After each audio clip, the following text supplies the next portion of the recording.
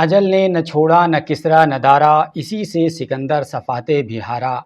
हर एक लेके क्या क्या न हसरत सिधारा, पड़ा रह गया सब यूं ही ठाठ सारा। जगह जी लगाने की दुनिया नहीं है, ये इबरत की जा है तमाशा नहीं है।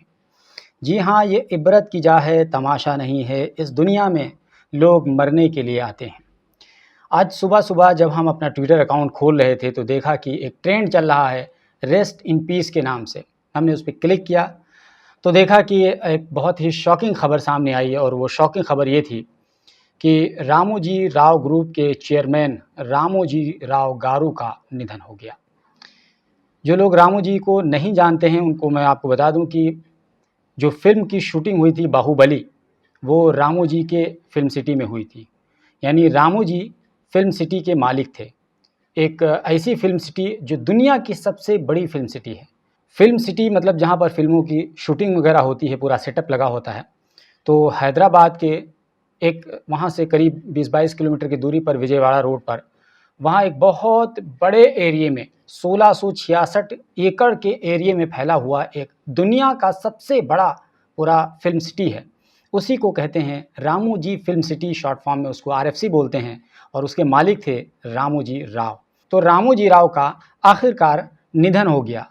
वो 87 साल के थे।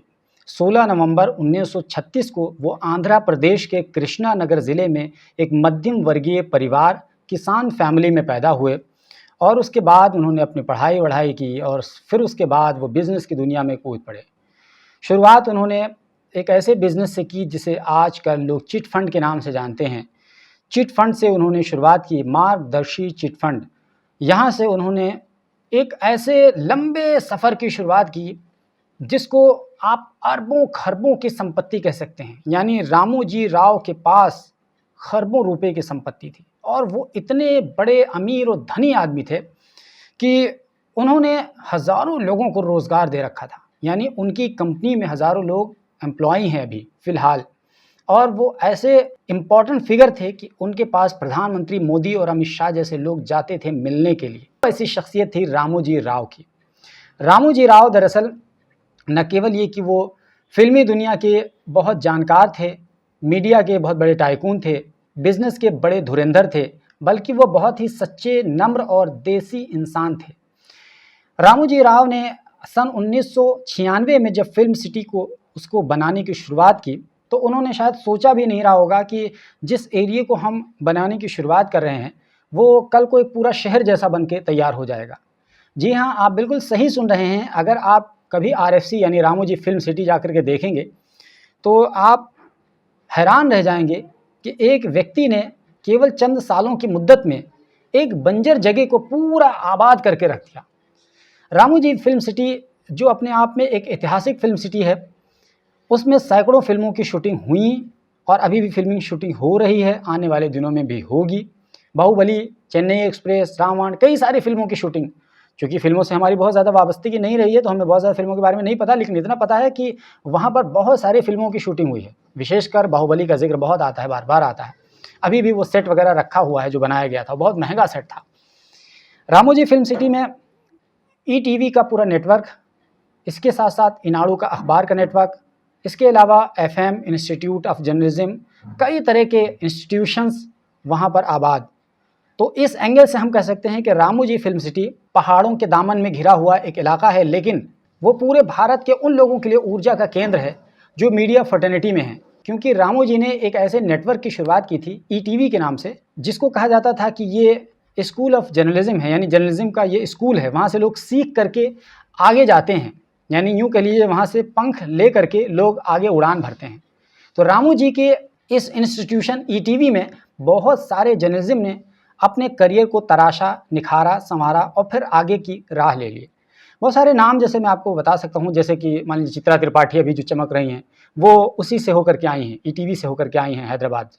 इसी तरीके से एक माहौल क्या है, एक प्रोग्राम देखते हैं न्यूज़ 24 पर राजीव रंजन जी का, वो भी शुरुआत के दिनों में ईटीवी का हिस्सा थे। इसी तरह भारत समाचार के जो मालिक हैं, ऑनर हैं, मिश्रा जी, वो भी ईटीवी का हिस्सा रहे हैं।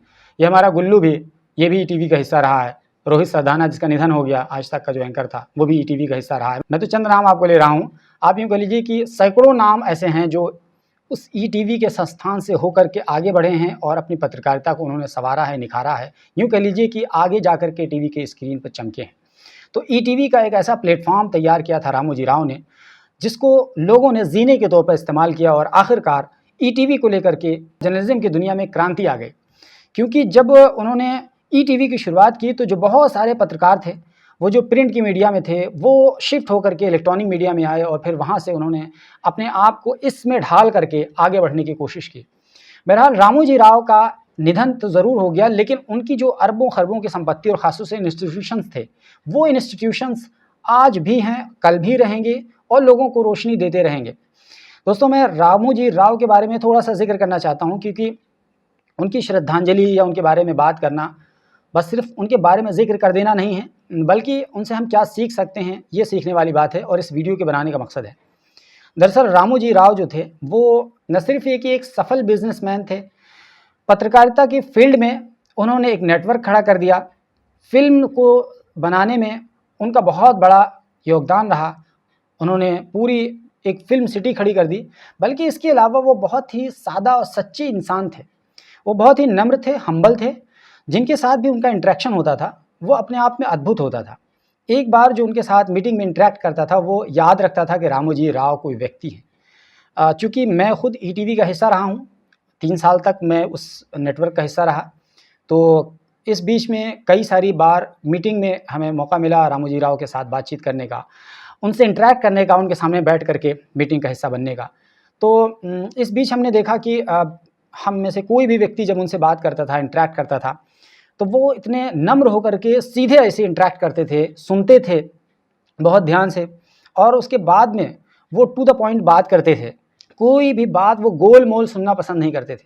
बहुत ही क्लियर और फाइन अंदाज़ में बात करते थे, समझते थे और सुनते थे। कोई चाहे कि हम जनरल बात कह कर के उनके सामने से निकल जाएँ, ऐसा हो नहीं सकता था उनकी मीटिंग में। तो उनकी उम्र उस वक़्त जब हम मीटिंग में शामिल हुआ करते थे तो करीब 84-85 साल की थी।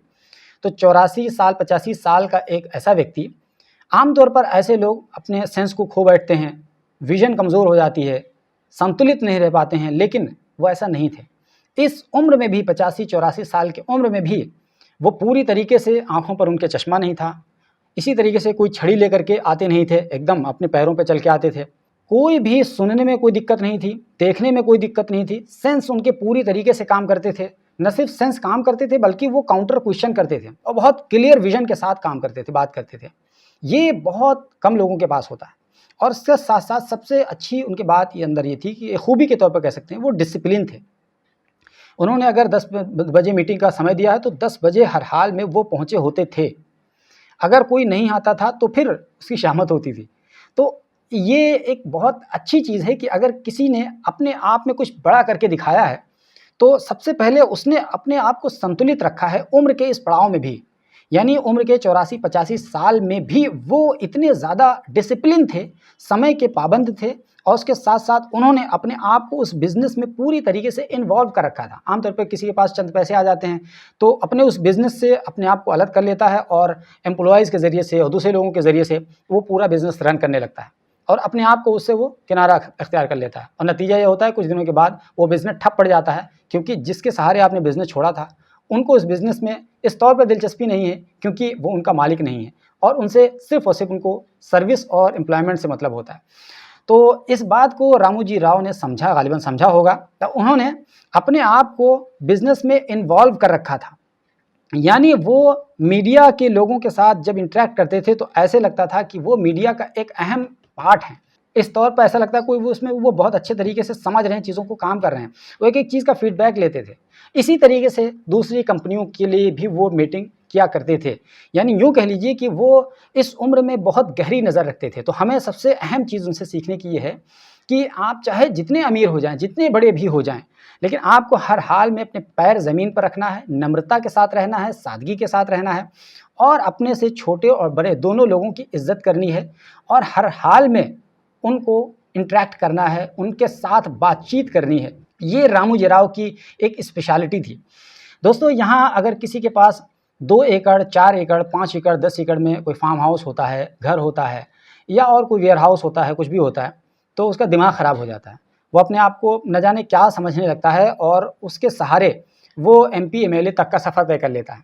लेकिन रामोजी राव गारू के पास में 1666 एकड़ में फैला हुआ पूरा एक शहर था, बसा-बसाया। लेकिन उसके बावजूद उनके पैर हमेशा से ज़मीन पर थे। ये भी एक सीखने की चीज़ है रामोजी राव से, क्योंकि पैर जब ज़मीन पर रहेंगे तभी आप मज़बूती के साथ उड़ान भर पाएँगे। अगर पैर हवा में रहेंगे तो आप दम लगा के उड़ान नहीं भर पाएँगे। ये एक बहुत बुनियादी और उसूली बात है। दोस्तों, रामोजी फ़िल्म सिटी को अगर आप देखेंगे तो रामोजी फ़िल्म सिटी में हम लोगों ने काम किया। मैंने बताया कि 3 साल तक हम उसका एक हिस्सा रहे हैं। हम वहाँ पर हम लोग आया जाया करते थे सारे लोग। लेकिन जब वहाँ से रिज़ाइन किया, छोड़ा, तब हमें रामोजी राव और रामोजी की फ़िल्म सिटी की अहमियत का अंदाज़ा हुआ। वो इतनी अद्भुत जगह है, वाक़ई में वो पूरा पहाड़ों के दामन में घिरा हुआ है। हैदराबाद से लगभग 20-22 किलोमीटर दूर जब विजयवाड़ा की तरफ आप जाते हैं, तो वहाँ पर रोड के किनारे से वो पूरी फ़िल्म सिटी की शुरुआत हो जाती है। मतलब वहाँ तो ख़ैर उनका काउंटर है टिकट-विकट का, फिर उसके बाद में थोड़ा-सा और आगे जाकर के अंदर 7-8-9 किलोमीटर, फिर उसके बाद में अंदर पूरा एक शहर आबाद है। मैंने बताया ना कि 1666 एकड़ में फैला हुआ, और न केवल ये कि उसमें खाली ज़मीन है, बल्कि वो पूरी तरीके से बना हुआ है। बना हुआ इन द सेंस ये कि वहाँ पर बड़े-बड़े पार्क हैं, गार्डन हैं, बड़े-बड़े सेटअप हैं, चाहे वो किसी तरह का भी सेटअप हो। मान लीजिए कि लंदन का पूरा एक महल्ला दिखाना है, तो आपको वो पूरा लंदन का पूरा महल्ला बना दिख जाएगा। इसके साथ-साथ मान लीजिए आपको कोई बाज़ार, मार्केट दिखाना है, तो पूरी मार्केट का सेटअप है। कोई ओल्ड टाउन दिखाना है, तो ओल्ड टाउन का पूरा सेटअप है। मंदिर, मस्जिद, गुरुद्वारा, church, hospital, railway station, airport, ईदगाह, हवेली, कुछ भी आपको दिखाना है, सब कुछ वहाँ पर अवेलेबल है।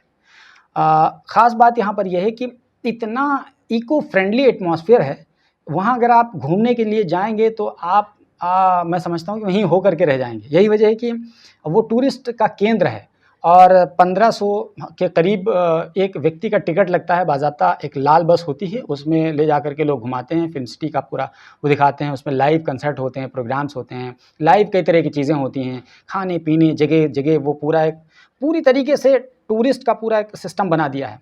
तो किसी को कहते हैं आम के आम गुठलियों के दाम, एक बिज़नेसमैन जो होता है वैसे ही करता है। न केवल ये कि उस फ़िल्म सिटी में फ़िल्मों की शूटिंग से पैसा कमाया जा सकता है, बल्कि उसके साथ-साथ उसको दिखा कर के भी पैसा कमाया जा सकता है। दोनों तरीके से रामोजी राव ने उसको पैसा कमाने का ज़रिया बनाया था। जैसे कहते हैं ना, एक कामयाब बिज़नेसमैन का जो विज़न होता है, वो औरों से हट के सोचता है।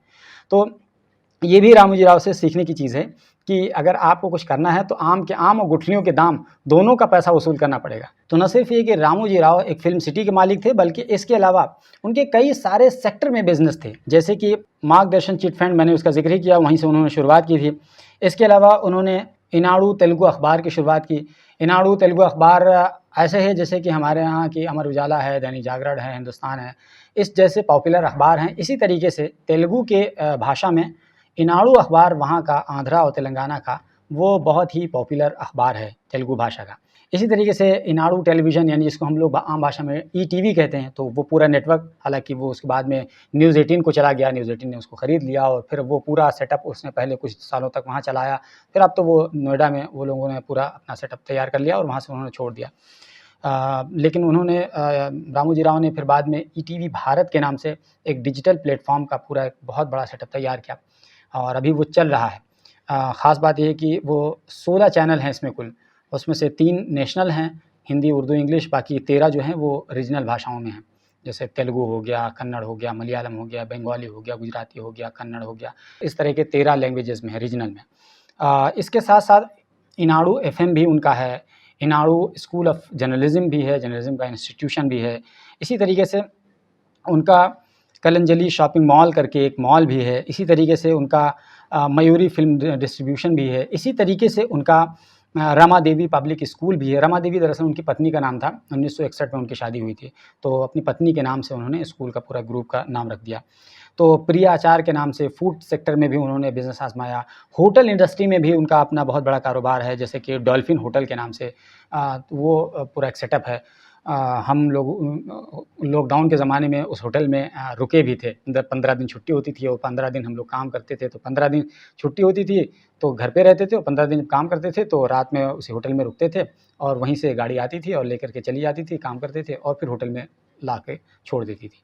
तो इस तरीके से हम लोग उसी में 15 दिन गुज़ारे थे लॉकडाउन के ज़माने में। तो बड़ा मज़ेदार पीरियड था। तो इस तरीके से कई सारे सेक्टर में उन्होंने अपने आप को झोंक दिया था और बहुत सफल, सक्सेसफुल और कामयाब बिजनेसमैन होकर के रामोजी राव निकले थे। तो रामोजी राव ने गर्चे मध्यम वर्गीय परिवार में अपनी आंखें खोली थी, लेकिन जब उनकी आंखें बंद हुई तो उनके पीछे भरी पूरी एक संपत्ति और पूरा एक शहर आबाद करके छोड़ के चले गए और बहुत सारे और लाखों लोगों के लिए वो एक प्रेरणा को स्रोत बन करके चले गए। लोगों को सिखा करके गए कि आपको न सिर्फ एक ही नम्र रहना है, बल्कि आपको बहुत अच्छे से ज़िंदगी गुजारनी है, बहुत ईमानदारी के साथ ज़िंदगी गुजारनी है। तो इस तौर पर आप एक शेर के हवाले से उनको याद कर सकते हैं कि ज़िंदगी ऐसी जियो कि दुश्मनों को रश्क हो, मौत हो ऐसी कि दुनिया देर तक मातम करे। जी हाँ, उनकी मौत के बाद दुनिया देर तक इसलिए मातम करेगी क्योंकि उन्होंने अपने पीछे बहुत बड़ी लेगेसी छोड़ी है और उस लेगेसी के हवाले से हमेशा उनको याद रखा जाएगा।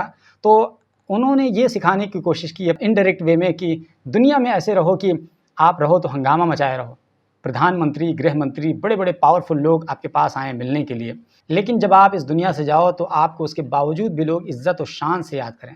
तो रामोजी राव के अंदर वो ख़ासियत थी कि उन्हें शान से वाक़ई में याद किया जाएगा और याद किया जा रहा है। आज ईटीवी परिवार के लिए, इनाडू के लिए, आज रामोजी फ़िल्म सिटी के लिए, रामोजी ग्रुप के लिए, हज़ारों उनके कंपनी में काम करने वाले एम्प्लॉइज़ के लिए शोक का दिन है, तकलीफ़ का दिन है, क्योंकि जिस तरीके से एक सरपरस्त का साया सर से उड़ जाता है, यूँ समझिए कि रामोजी राव एक सरपरस्त के तौर पर थे पूरे ग्रुप के लिए और उनका साया सर से उठ गया, क्योंकि रामोजी ने अपने जीवन में अपने उन तमाम एम्प्लॉइज़ के लिए एक रोशनी का काम किया।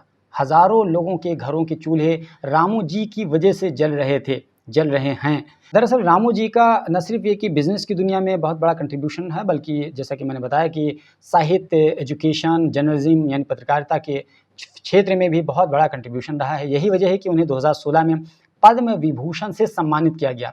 उस वक़्त के तत्कालीन राष्ट्रपति प्रणब मुखर्जी ने उन्हें 2016 में पद्म विभूषण से सम्मानित किया था। रामोजी राव पद्म विभूषण पाने के बाद 8 साल तक जीवित रहे। 8 जून 2024 को आखिरकार उन्होंने अंतिम साँस ली। दरअसल उन्हें दिल की बीमारी थी, इससे पहले उनको कैंसर हो गया था। वो पूरी तरह से क्योर हो गए थे इलाज के दम पर, लेकिन एक बार फिर से चूँकि उम्र के ज़्यादा होने की वजह से धीरे-धीरे डिटोरिएट हो रहा था उनका सब सारा, तो आखिरकार उनके दिल की वजह से उनको प्रॉब्लम हुई और फिर उनका निधन हुआ। 2012 में उनके जो छोटे बेटे थे, उनका निधन हो गया था। इसको लेकर वो बहुत ज़्यादा सदमे में थे और उसका असर उनकी सेहत पर बहुत पड़ा था। बहरहाल रामोजी राव 87 साल की उम्र में बहुत कुछ करके एक छोटी-सी ज़िंदगी में अपने इस दुनिया से चले गए। जब हम लोग ईटीवी में काम कर रहे थे, तो जब हम लोगों का वहाँ से यानी हम पनामा में रहते थे और वहाँ से उनकी गाड़ी आती थी ईटीवी की और फिर हम लोग वहाँ से बैठ कर के फिर आते थे, तो वो एक अलग ही माहौल हुआ करता था, एडवेंचर हुआ करता था। रामोजी का जो घर था, वो पहाड़ी पर खूब ऊँचाई पर बना हुआ था, वहीं पर वो रहते थे। तो हम लोग सोचते थे कि ये जाते कैसे होंगे, तो पता चला उसके नीचे शायद लिफ्ट-उफ्ट लगा है, इस तरीके से जाते थे। तो वो एक अलग देखने का एक अलग नज़रिया होता था। उसके बाद में जब रामोजी के साथ इंटरेक्शन हुआ मीटिंगों में, तो समझ में आया कि ये व्यक्ति डिज़र्व करता है इन तमाम चीज़ों को। हर चीज़ को ये डिज़र्व करता है, जिस तरह का इस व्यक्ति का व्यक्तित्व है। तो हम लोग उसमें काम करते थे। फिर जब रिज़ाइन किया उसमें, तब एहसास हुआ कि रामोजी फ़िल्म सिटी छूट गई। दोस्तों, जो लोग भी रामोजी में काम किए हुए हैं, तो वो हमारी बात से रिलेट कर पाएँगे कि वहाँ पर जब जाते थे तो एक खुशनुमा माहौल में जाते थे, वापस आते थे तो थके-थकाए, लेकिन फिर भी वो जो दृश्य था ना, वो बड़ा मज़ेदार हुआ करता था। और ख़ास तौर से वहीं बीच में एक ऐसी जगह थी, जब चढ़ाई होती थी, तो ऐसी यूँ-यूँ हो करके ऐसी चढ़ के जाती थी गाड़ी। तो वो इतना डर लगता था, शुरू-शुरू में हमको तो डर लगता था कि कहीं गाड़ी पलट ना जाए। अगर पलट जाएगी, थोड़ा भी ब्रेक-व्रेक कहीं फ़ेल हुआ, तो गए काम से, क्योंकि एकदम खूब नीचे चला जाएगी गाड़ी, एकदम नीचे गिर जाएगी। और बैक टू बैक गाड़ियाँ 5-5, 6-6 गाड़ियाँ बैक टू बैक चलती थीं। तो ये था कि अगर कोई गिरेगी तो डायरेक्टली पीछे वाली गाड़ी को लेकर के टकरा के जाएगी, वो भी वो पीछे वाले और पीछे वाले, इस तरीके से जितनी भी गाड़ियाँ एक दूसरे से लगी हुई हैं, सब जाएँगी नीचे। लेकिन अब तक का तो ऐसा कोई एक्सपीरियंस नहीं रहा है कि ईटीवी की कोई गाड़ी क्लैश करी हो, टकराई हो, कोलिजन हुआ हो और कोई हादसे का शिकार हुई हो, ऐसा कोई अनुभव नहीं रहा, क्योंकि वहाँ के जो ड्राइवर हुआ करते थे, बहुत ज़्यादा अनुभवी हुआ करते थे। उस पॉइंट पर बहुत ज़्यादा सतर्क होकर के बहुत ईज़िली यूँ करके निकाल ले जाते थे। फुल गाड़ी की आवाज़ हुआ करती थी। तो बहरहाल वो तमाम चीज़ें अभी भी याद आती हैं। इतना मज़ेदार माहौल था। मैं समझता हूँ कि हमारी ज़िंदगी के जो 3 साल थे, one of the best moment थे जो हमने वहाँ गुज़ारे और हम लोगों ने रोज़ाना अप डाउन किया रामोजी फ़िल्म सिटी का। बहुत प्रोफेशनल तरीका था काम करने का, तो बहरहाल अच्छा था। लेकिन क्योंकि अपना व्यवसाय करना था तो इस वजह से हम 20 जून 2020 को रिज़ाइन करके ईटीवी से चले आए और फाइनली हमने अपने यूट्यूब चैनल की शुरुआत की और आज हमारे इसी यूट्यूब चैनल के माध्यम से, फेसबुक के माध्यम से आप हम तक सुन रहे हैं, पहुँच रहे हैं। तो इसी मकसद से हम वहाँ से छोड़ के आए थे। लेकिन आज भी वो तमाम चीज़ें हमें याद आती हैं और आप जब खबर सामने आई कि रामू जी का निधन हो गया, तो हमने सोचा कि इस पर अपने तासुरात का हम इज़हार करते हैं। बाकी इस वीडियो को बनाने का केवल मकसद ये है कि हम अपनी यादों को उसके साथ शेयर करें आपके साथ, और उस हवाले से कुछ अगर सीखने का मौका मिले तो हम आपको बता पाएँ कि रामू जी जिस व्यक्ति के बारे में हम बात कर रहे हैं, वो उस व्यक्ति से बहुत कुछ सीखा जा सकता है। नम्रता सीखी जा सकती है, उसके साथ डिसिप्लिन कैसे होता है वो सीखा जा सकता है। बहुत ऊँचाई पर रहते हुए पैर ज़मीन पर रखना है, ये सीखा जा सकता है। अपने बिज़नेस में इन्वॉल्व रहना है, ये सीखा जा सकता है। और इसके साथ-साथ ये सीखा जा सकता है कि आप अपनी ज़िंदगी में चाहे जितने ऊँचे हो जाएँ, आप किसी के साथ भेदभाव ना करिए। और रामू जी राव की यही ख़ुसूसियत थी कि वो छोटे, बड़े, अमीर, गरीब, महिला, पुरुष किसी के साथ कोई भेदभाव नहीं करते थे, बल्कि जो कमज़ोर होता था उससे और सीधा इंटरैक्ट करते थे। और ख़ास बात ये है कि उर्दू से उनकी बहुत ज़्यादा अच्छी वाबस्तगी थी। यही वजह है कि उर्दू के बहुत सारे जो प्लेटफ़ॉर्म थे, जब वो हिंदी को अपना रहे थे और वो बंद हो रहे थे धीरे-धीरे, उसके बावजूद ईटीवी उर्दू बहुत शान के साथ चल रहा था। हालाँकि बताते हैं लोग कि वो बहुत ज़्यादा प्रॉफ़िटेबल नहीं था, पैसा नहीं कमा के दे रहा था, उसके बावजूद उस प्लेटफ़ॉर्म को वो ज़िंदा किए हुए थे। अपनी तरफ से उसमें इनपुट डालते थे, पैसा डालते थे, ताकि वो प्लेटफ़ॉर्म ज़िंदा रहे। तो उर्दू से उनकी बहुत ख़ासी वाबस्तगी थी। हालाँकि वो तेलुगु भाषी थे, अंग्रेज़ी में इंटरैक्ट करते थे, बोलते थे, लेकिन उर्दू शायद वो समझते भी नहीं थे उतना अच्छी तरीके से, लेकिन उसके बावजूद उर्दू को लेकर के वो बहुत ज़्यादा सेंसिटिव थे। कश्मीर वग़ैरह के मामलात को बहुत अच्छी तरीके से समझते थे। ओवरऑल ये कहें कि रामू जी राव का निधन एक युग का निधन हो गया, एक युग का ख़ात्मा हो गया, क्योंकि रामू जी राव जैसे व्यक्तित्व के लोग सदियों में एक पैदा होते हैं, बहुत मुश्किल से पैदा होते हैं। इसलिए रामू जी राव एक धरोहर थे और अनफॉर्च्यूनेटली 87 साल की उम्र में वो धरोहर हमसे जुदा हो गया। हमें अपनी तरफ से उन्हें श्रद्धांजलि पेश करनी है, उनके वसूलों पर चलकर, और उन्होंने जो कुछ भी काम किया है, उस लेगेसी को फ़ॉलो करके उन्हें हमें श्रद्धांजलि देनी है, और यही उनके लिए सच्ची श्रद्धांजलि होगी। दोस्तों, बस मैं बहुत ज़्यादा वीडियो लंबी नहीं करना चाहता हूँ। बस इतना मेरे लिए काफ़ी है कि हम रामू जी राव को उनके वसूलों के साथ याद करें। दोस्तों, आप देखने वालों को रामू जी राव के बारे में क्या कुछ कहना है, कमेंट बॉक्स में हमें ज़रूर बताइए। और अगर कोई भी ईटीवी से वाबस्ता शख़्स रामू जी राव के बारे में कुछ कहना चाहता है, लिखना चाहता है, तो मोस्ट वेलकम। अपने तजुर्बात आप इसमें शेयर कर सकते हैं। आपका तहे दिल से स्वागत है, क्योंकि हम एक ही फ्रेटर्निटी हैं और हम एक ही बिरादरी से हैं, इसलिए हम आपका तहे दिल से खैर मक़दम करेंगे। बहरहाल, ये वीडियो अगर आप हमारे यूट्यूब चैनल पर देख रहे हैं तो हमारे चैनल को सब्सक्राइब कर लीजिए, और अगर ये फेसबुक पर देख रहे हैं तो हमारे पेज को फॉलो कर लीजिए, ताकि हम आपको और भी तरह की चीज़ें आपको अपने पेज के माध्यम से बनाकर देते रहें। बहुत बहुत शुक्रिया।